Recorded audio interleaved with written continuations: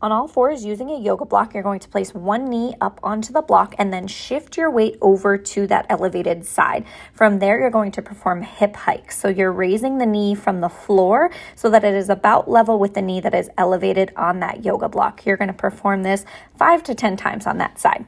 Again, shifting that weight over to the side of the yoga block, you're going to perform some pelvic tilts in this same position. So that weight is mainly based on the knee that is elevated on a surface, and you're performing that pelvic tilt focusing mainly on that lumbar spine. So you should feel this in the lower back and pelvis.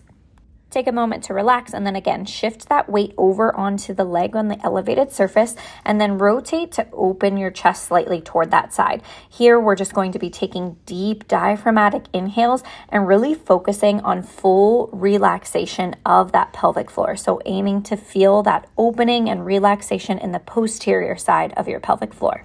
Moving into standing, we're again doing hip hikes, but now just in this standing position. So 1 foot elevated on that yoga block. All you're doing is shifting your weight to that side to lift the foot from the floor. We're bringing some asymmetry to the pelvis, performing 5 to 10 repetitions. Lastly, moving into that standing hip shift, you're going to take 5 to 10 breaths here as well. So the leg that is elevated on the block should be relatively straight, while the leg that is planted on the floor should have a slight bend in the knee. You're rotating that chest open to that side, focusing on deep inhales, aiming to relax the posterior pelvic floor.